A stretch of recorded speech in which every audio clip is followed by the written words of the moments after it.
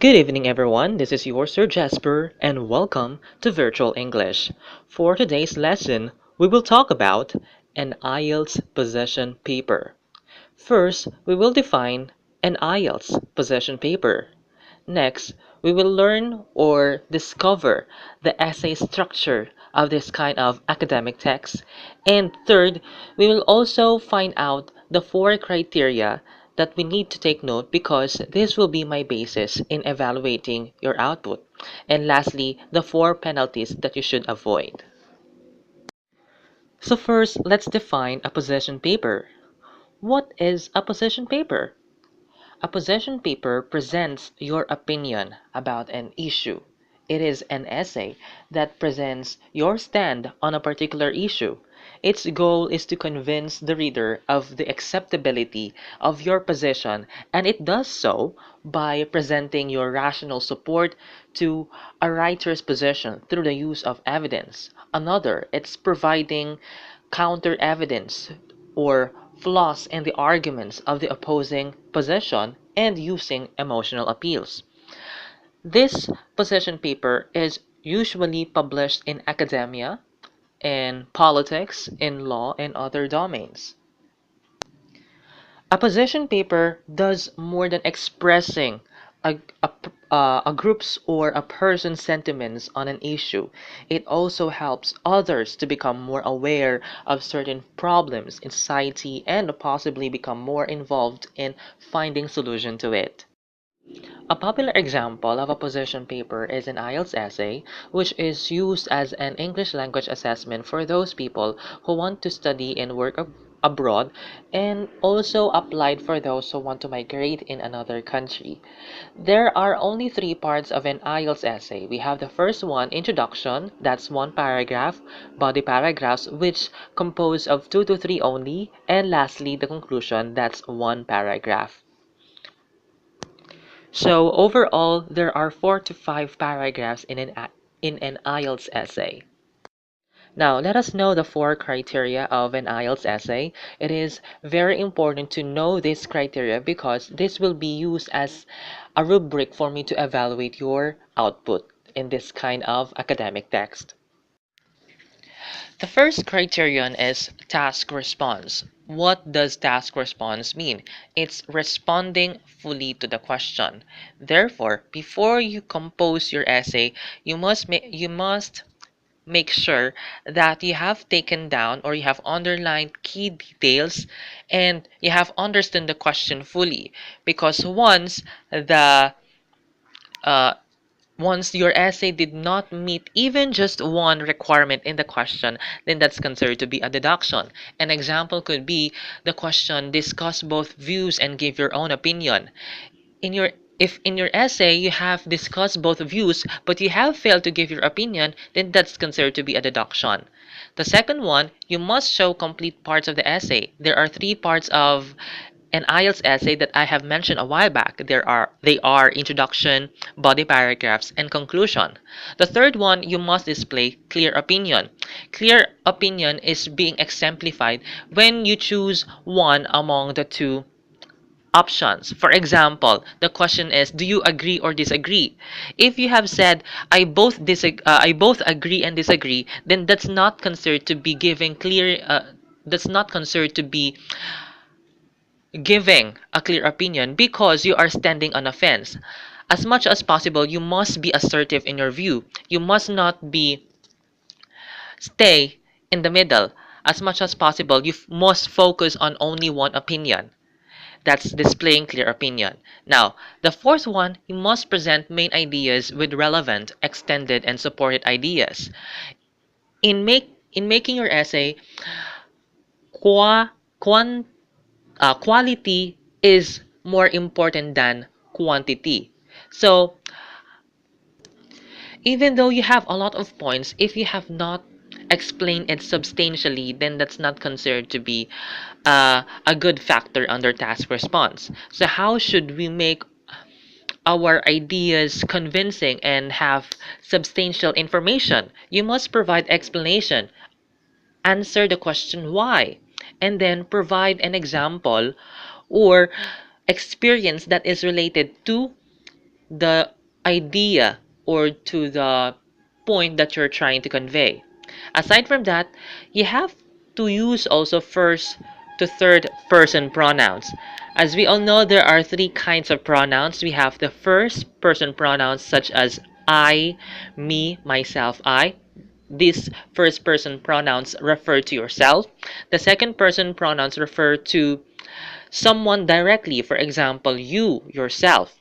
And lastly, the third person pronouns refers to an indirect person. For example, uh, they, a person. So in under task response, you must use first person such as I, me, and third person pronouns such as uh, a person, few only. Do not use you. And then avoid overgeneralizations. Overgeneral an example of an overgeneralization is using the term everyone, all. Do not use them because it seems that you're trying to include everyone from experiencing a certain situation. So you must avoid using all, everyone, none, always. Instead, use frequency words. For example, instead of using all, majority or many. Instead of using always, you may use words like frequently to avoid overgeneralization. The second is coherence and cohesion. Coherence means the unity of your ideas, and cohesion means the connectedness of your sentences in a paragraph. So under this criterion, you must use sufficient range of appropriate cohesive devices.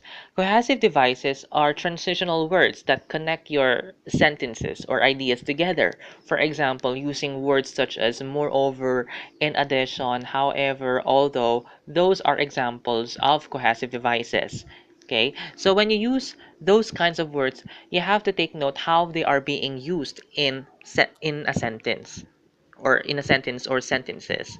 The second one, you must utilize correct referencing and substitution. Referencing means using the correct pronoun, and substitution means using the correct synonym.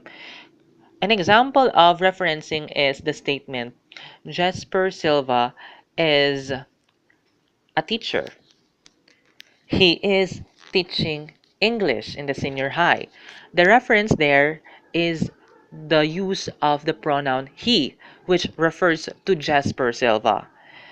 On the other hand, substitution is using synonyms. For example, Jasper Silva is a teacher. This instructor is teaching English in the senior high. The word this instructor refers to Jasper Silva, which is a synonym for a teacher. Another is you have to display proper paragraphing. As I have presented a while back, there are 4 to 5 paragraphs in an IELTS essay. So you must divide your ideas according to how they are supposedly expressed. For example, you must divide you're going to introduce your ideas. That should be one paragraph. Okay. The second one, you must divide your the content of your ideas into 2 to 3 paragraphs. And lastly, the conclusion. It's ending your essay with a powerful note. The the fourth one is you must present a clear central topic within each paragraph. There should be a thesis statement in each paragraph um, that will summarize what you're talking about. Okay, and the last one is you must sequence information and ideas logically as much as possible. The ideas that you are trying to convey are connected and are relevant to what you're trying to express or that what you're trying to point out in your essay. The third criterion is lexical resource. Here we are referring to your use of vocabulary. Under this criterion, you must display a wide range of less common and proper vocabulary. in this kind of statement, it's not enough that you have used your vocabulary properly, but you need to make sure that the words you used are very uncommon. For example, beautiful is a very common term which is being used in both oral and written communication. So instead of using the word beautiful, you must find synonyms of beautiful which are uncommon. For example, alluring, stunning, gorgeous, but sometimes gorgeous could be common. Another is winsome, pulchritude, and a lot more. The second one, aside from using synonyms, you have to also learn to paraphrase the topic or the question, the task question. Because in your introduction, you have to first paraphrase the situation in the given task card. Because once that you just copied the words, that could be or that could affect your score, and the words you use will not be counted. Another, you must also use proper collocations. Collocations are words that modify a given subject. For example, winsome lady. The subject there is lady and the collocation is winsome. But you have to make sure that when you use collocations, they are being used correctly. For example, lions meow. Lions do not meow. Instead, lions roar. So instead of saying lions meow, you need to use lions roar. Okay, that's collocation. And then the third one, you have to show correct word choice. That's under collocation. Okay, and also spelling. Spelling also matters under lexical resource. The last criterion is grammatical range and accuracy. Here we are referring to grammar. Under this criterion, you must combine simple and complex structures effectively. But before we combine such kinds of structure, we must learn to differentiate simple and complex sentences. So what is a simple sentence? This kind of sentence means that there is only one or a single information in one statement. For example, the sentence, I speak English. There's only one idea in that statement which is the speaker, which is I, speaks English. Complex structures, on the other hand, have multiple bits of information in a single sentence. In other words, we must provide more reasons from the statement that I gave you a while back, which is I speak English. So to extend this one, we must provide reason. So why does the speaker love to speak English? So in this one, we may say, I speak English because I want to improve my communicative proficiency and I want to talk to other nationalities. That is considered complex because we did not only uh, talk about the speaker who speaks English, but also incorporated reasons behind it. Okay, and under this structure, we must combine simple and complex structures based on its proper usage. We only use simple sentences for expressing our opinions and our thesis statement in each paragraph. On the other hand, we use complex structures to discuss our reasons and examples. Now, the second is we need to show good control of grammar and punctuation. Some basic rules on grammar include subject-verb agreement. This kind of rule states that the count or the number of subjects must correspond to the verb. For example, if there is a singular subject, for example, he, the verb should be added with s. For example, he speaks. But if there is a plural subject, for example, they, then the verb will be without s. For example, they speak. Another is the tense. We have the basic tense, which are the past, present, and future. We must learn how each verb is transformed based on its corresponding tense. For example, the regular verb uh, talk. Talk or talks is a verb under present tense.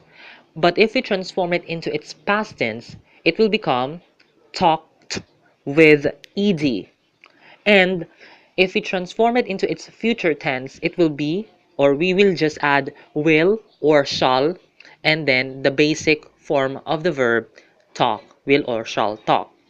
But if we have irregular verbs, for example, speak, uh, the word speak,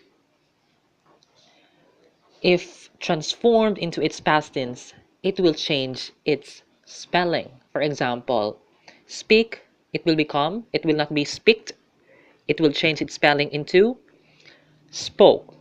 But in its future tense, it's just the same. You'll just add will or shall. And also with punctuation, you must punctuate. You must put period or put commas in your sentences properly.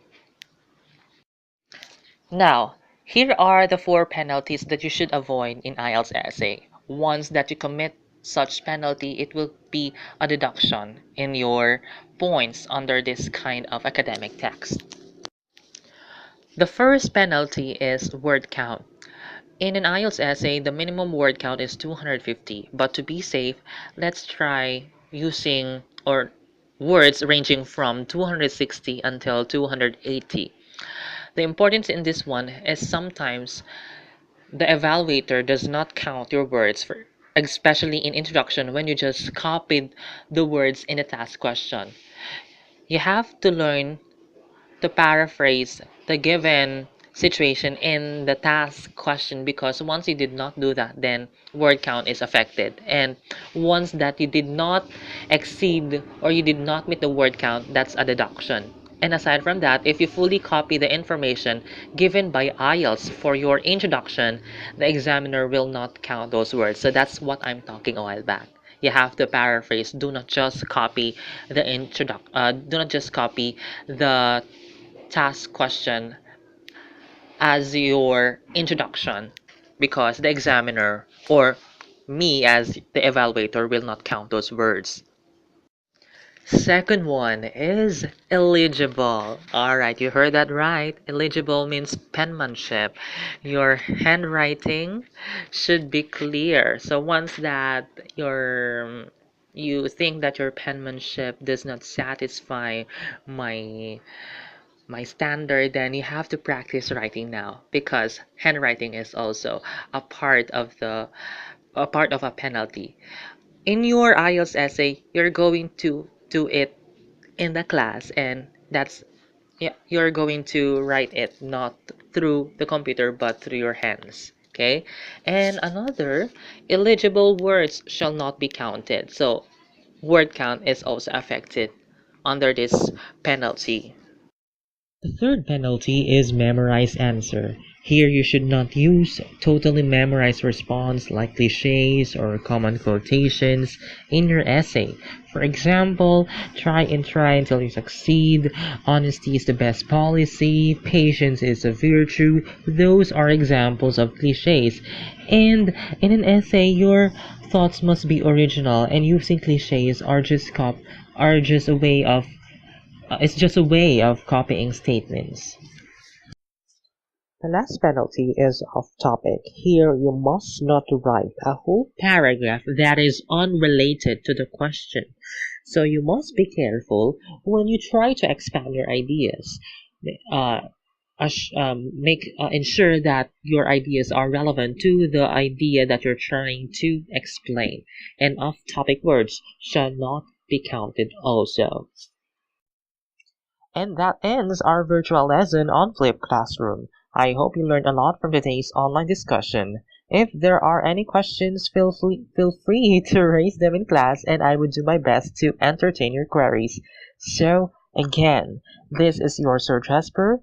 See you on Tuesday and have a great evening.